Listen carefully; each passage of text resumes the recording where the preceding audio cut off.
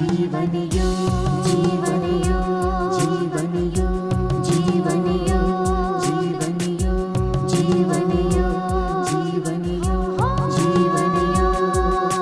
धर्म अर्थ और काम मोक्ष का राजमार्ग है योग। धर्म अर्थ और काम मोक्ष का राजमार्ग है योग।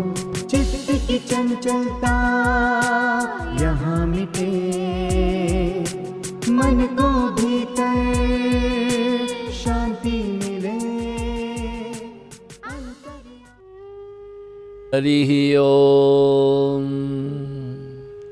सहना भवतु, सहनौ भुनक्तु, सह वीर्यं करवावहै, तेजस्विनावधीतमस्तु मा विद्विषावहै। ओम शांति शांति। हरिः ओम। श्री गुरुभ्यो नमः। गुरु भगवान श्री स्वामी शिवानंद जी महाराज को प्रणाम। परमात्मा के प्रत्यक्ष स्वरूप गुरुदेव श्री स्वामी चिदानंद जी महाराज को प्रणाम। भगवान भाष्यकार को प्रणाम। महर्षि पतंजलि जी को प्रणाम। वेद व्यास जी को प्रणाम। तमाम संतों को, अरिहंतों को, महंतों को, गुरुजनों को, भक्तों को, सभी के हृदय में विराजित परमात्मा को प्रणाम। नमो नारायण, नमो नारायण। कल शाम हम सत्य की चर्चा कर रहे थे। सूत्र ही है अहिंसा, सत्य, अस्तेय, ब्रह्मचर्य, परिग्रह, यमाह। साधन पाद के मध्य में आए हमने। पूरे ये हमारे पातंजल योग सूत्र है, इनके मध्य में एक हीरा के माफिक, एक मणि के माफिक ये अष्टांग योग है। उसमें नींव की ईंट, बहुत कीमती हीरा, बहुत कीमती हीरा, ये अहिंसा सत्य है। कोई भी गुण है वो छोटा नहीं होता, फिर भी अहिंसा और सत्य है, वो दोनों ऐसी पंख है जिससे आप मोक्ष के द्वार को खटखटा सकते हो। कल हम बात कर रहे थे कि 16वें अध्याय में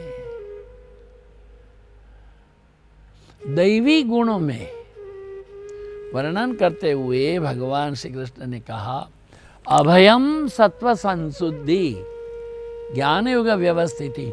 तो अभय नारायण नहीं सुना गया है, अरे अहिंसा नारायण नहीं सुना गया है, त्याग नारायण, शांति नारायण नहीं सुना गया, किंतु सत्य नारायण को सुना गया है। ये कलयुग में सत्य से बड़ा कोई तप नहीं, सांच बराबर तप नहीं, झूठ बराबर पाप।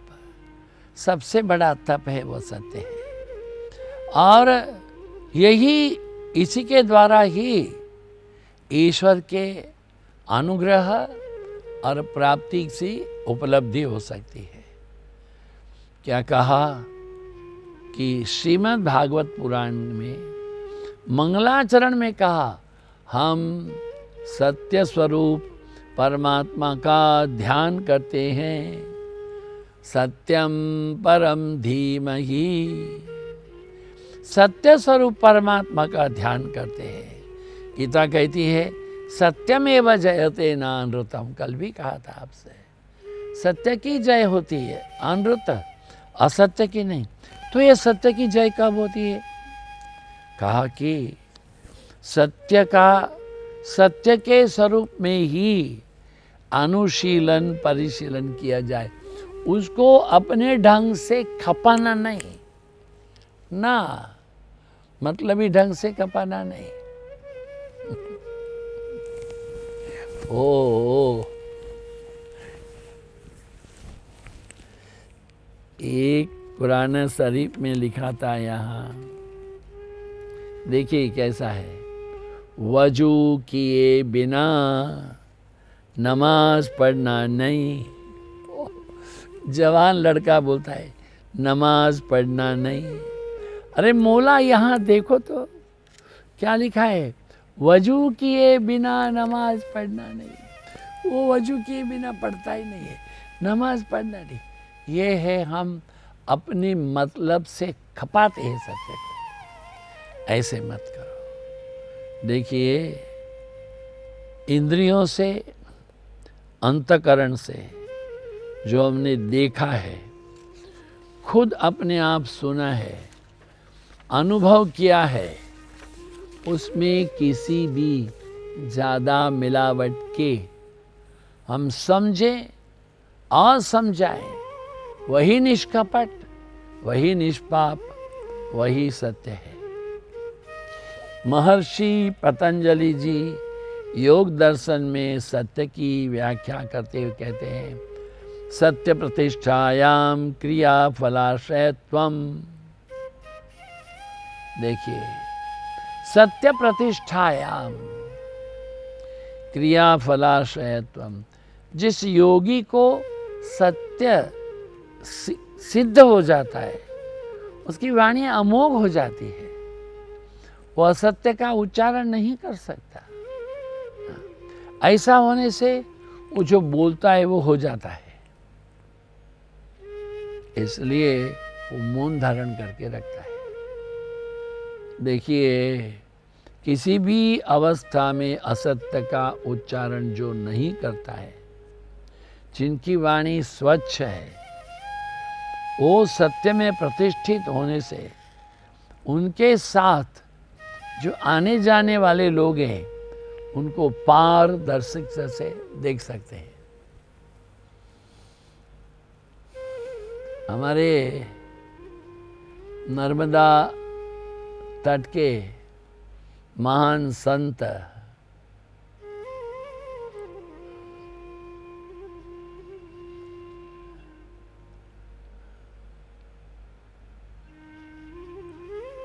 बाप जी નું નામ બોલ, रंगअवधूत जी महाराज। उनके अभी अभी 2 साल पहले महासमाधि के 50 साल हुए। भक्तों ने 1 साल तक उत्सव किया। ये परम भागवती पुण्य श्लोक रंगअवधूत जी महाराज ने अपने भाव से अनेक पद लिखे। वो कविताएं नहीं है, भक्ति पद है। तो आयोजकों के मन में भाव था, उनके द्वारा लिखे गए भक्ति पदों का गायन अलग अलग 5 स्थानों में होना चाहिए, बड़े बड़े कलाकार लोग करें। तय हुआ सबसे पहला है पंडित जसराज जी से किया जाए। वो इतने बड़े पंडित हैं, कितना पैसा लेंगे, आएंगे क्या, कुछ पता नहीं। फिर भी जब उनको मिलने गए, हाथ जोड़े, महाराज जी हम आएंगे, जरूर आएंगे। देखिए, हम 1 दिन पहले आ जाएंगे, पूरा विश्रांति करेंगे, लोगों को बताओ मत हम कहाँ हैं। फिर भी हमारे चेले बहुत हैं, 2-3 को हम बोल देंगे जो हमारी देखभाल करें। दूसरे दिन आपका गायन करके चले जाएंगे। हमारी रहने की व्यवस्था एक शांत स्वच्छ जगह में करो। आने जाने का टिकट हम लगा लेंगे, जहाँ रखते हो उनका खर्चा हम दे देंगे, गायन के लिए कोई पैसा नहीं लेंगे।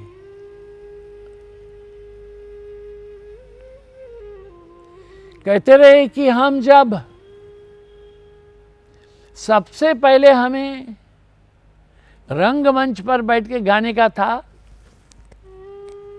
हमारे किसी शागिर्द ने कहा, आज यहाँ कोई ओलिया अवधूत आया है, चलो इनके आशीर्वाद ले लें।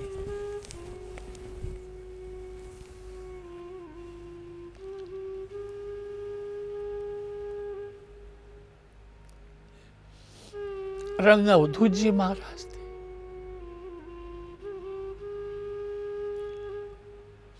उन्होंने देखा, वो अंदर तक देखते चले गए। किसके? पंडित जसराज जी के अंतर स्तर तक देखते चले गए। कुछ देर तक मौन रहे। पीर कहा, गाते चले जाओ, गाते चले जाओ।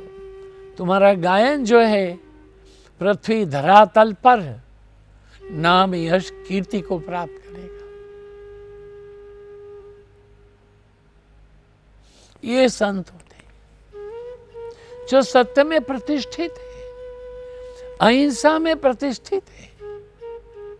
वो झाड़ियों में रहे, जंगल में रहे, सांप बिच्छुओं के बीच में रहे, अंधकार में रहे, किंतु अहिंसक रहे, सत्य में प्रतिष्ठित रहे।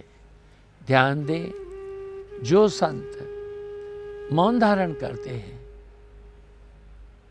असत्य बात नहीं कर सकते, सत्य ही बोलते हैं, उनका बोलना सत्य होता है। अनेक अनेक उदाहरण हैं, अनेक उदाहरण हैं। कहते हैं उनकी वाणी अमोघ हो जाती है और वो कभी जैसे जैसे बोलते हैं वैसा होके रहता है, क्योंकि उनकी वाणी स्वच्छ है, सत्य में प्रतिष्ठित है। लोगों को पारदर्शकता से देख सकते हैं, उनके मन को पढ़ सकते हैं। हमने देखा हूँ अपने गुरुदेव श्री स्वामी चिदानंद जी महाराज को, मैंने देखा हूँ श्री शिवानंदमयी माँ को, मैंने देखा हूँ पूज्य श्री सत्य साईं बाबा जी को, पूरा देखा हूँ। ट्रांसपेरेंसी देख सकते हैं और उनके साथ हमारे निजी अनुभव भी है। देखिए हमारे सौराष्ट्र में एक महात्मा हुए, वो 108 साल पूरा नहीं किए। वो नवरात्रि की अष्टमी के 2 दिन पहले, चैत्र नवरात्रि में षष्ठी में, वो उनका शरीर शांत हुआ। लोग उनको मौनी साधु संपूर्णानंद जी कहते थे। वो कहते थे बनारस में रहे, अयोध्या में से प्रयाग में पढ़े थे, फिर मन में आया परमात्मा की प्राप्ति करना है। ऋषिकेश गए, हरिद्वार गए, उत्तरकाशी तक चले गए। उत्तरकाशी में एक महात्मा रहे, भगवान को चाहता है, हाँ नग्न हो जा, तुम्हारे कपड़े निकालो। वो निकाल दिए, वो जो पजामा कुर्ता पहना था निकाल दिए। बस अब सारा जीवन ऐसे रहना और चुप, इस घड़ी से बोलना नहीं, इस क्षण से बोलना नहीं। कहीं जाना है तो रात में यात्रा करो, गांव के बाहर रहो, जो पहला भिक्षा देता है उसको ले लो, किसी से कुछ बोलना नहीं है, मौन रहो, चुप रहो। संपूर्णानंद बापू जी का हमसे बहुत प्रेम था, बहुत प्रेम था, क्या बताएं। वही हमको गुजरात में लेके आए, बड़े स्वामी जी को बोल करके। ऋषिकेश में बहुत सारे साधु हैं, एक हमको दो, गुजरात में हमको चाहिए।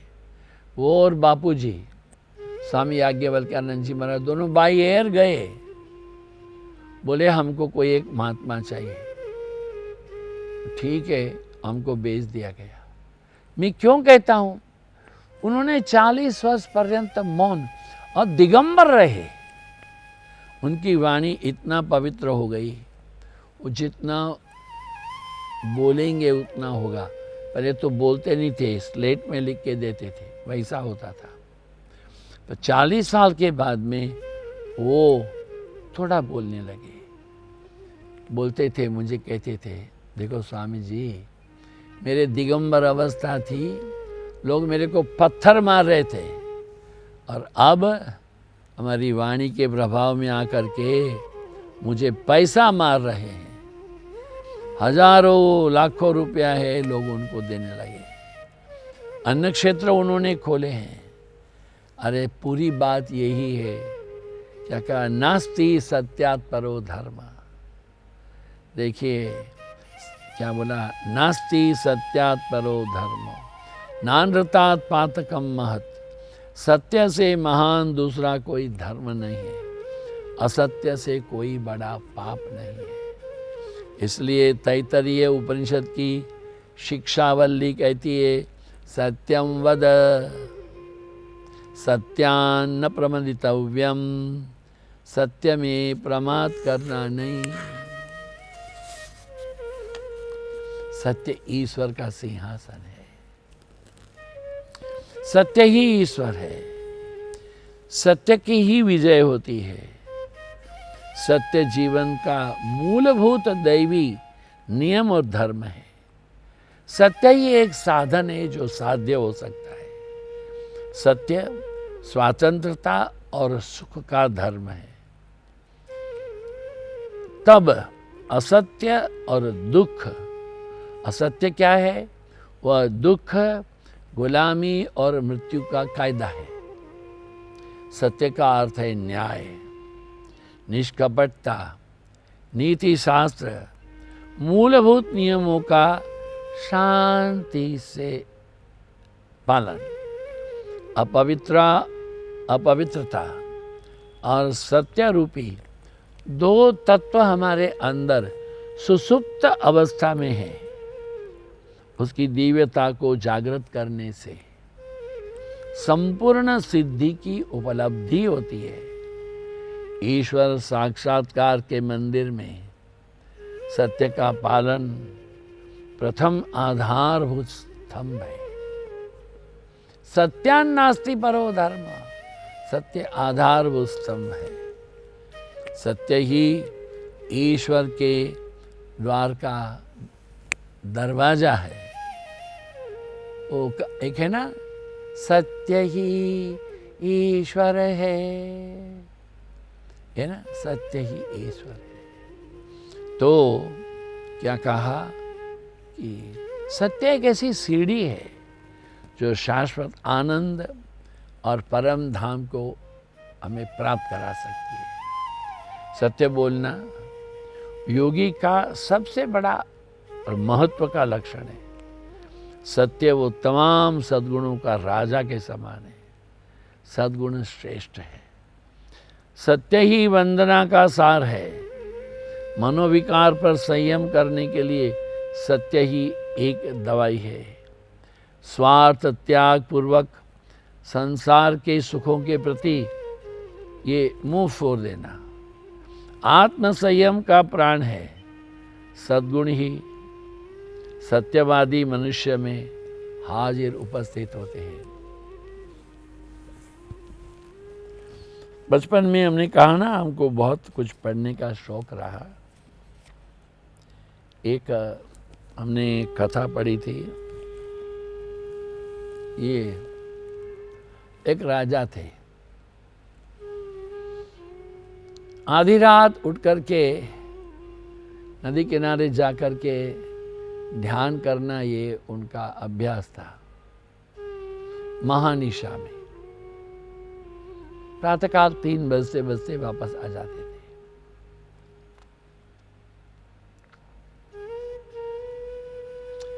एक दिन जब वह वापस आए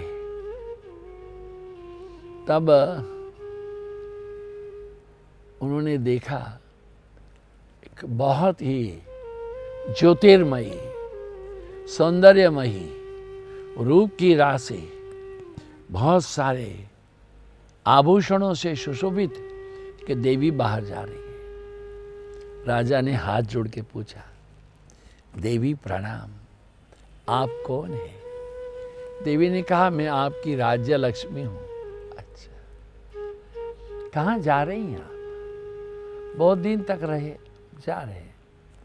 देखिए हम बालक हैं, आप जा रहे, आपकी खुशी, जब खुशी भी हो तब आप वापस भी पधारिए।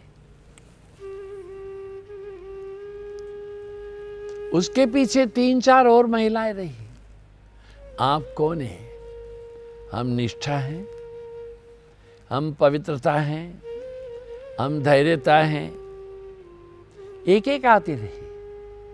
फिर 2 लोग आए, हम शौर्य हैं, हम वीर हैं, हम विजय हैं, पूरा एक एक लोग जा रहे हैं। उसके बाद में एक वृद्ध आदमी आ रहा था, धीरे धीरे जा रहा था। राजा ने उनको प्रणाम किया, प्रभु आप कौन हैं? मैं सत्य हूँ। कहाँ जा रहे हैं? राज्य लक्ष्मी चली गई, आपकी प्रतिष्ठा चली गई, आपके राज्य की सुगंध चली गई, निष्ठा चली गई, यश कीर्ति वैभव सब चला गया, मैं क्या करूँगा? राजा ने बोला वो गए तो गए, प्रभु आप बच जाओ, हम उन सब से गुजारा कर लेंगे, आपके बिना नहीं होगा। राजा ने उस वृद्ध के चरण स्पर्श करके हाथ पकड़ के उनको अपने राज्य में ले आया। हाथ पकड़ के ले आए तो कुछ देर के बाद में राज्य लक्ष्मी भी वापस आ गई। राज्य लक्ष्मी आने के साथ में श्री वर्चस्व, आयुष्य, आरोग्य, धन, धान्य तमाम सब वापस आ गए। क्यों? एक सत्य के कारण। जीवन में सत्य तो हो, सत्य। हम लोग बोलते हैं अरे लक्ष्मी को सब चाहते हैं, वो चंचला है, नारायण को कोई चाहते नहीं। नारायण को चाहो, लक्ष्मी अपने आप आ जाएगी। इसलिए क्या कहा है? सत्य का धर्म पूर्वक व्यवहार करें, यही वर्तन है, जीवन का प्रकाश है, ज्ञान है। अहिंसा, ब्रह्मचर्य, पवित्रता, न्याय, नीति, संवादिता, क्षमा, शांति, ये तमाम है वो सत्य के गुण हैं।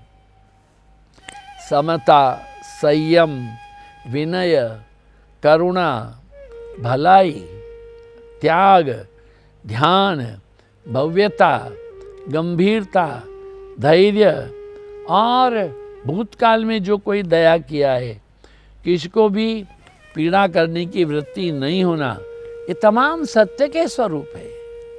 ये तमाम सद्गुण विभिन्न दिखते हैं, किंतु वह एक सत्य के ही मूलभूत रूप है।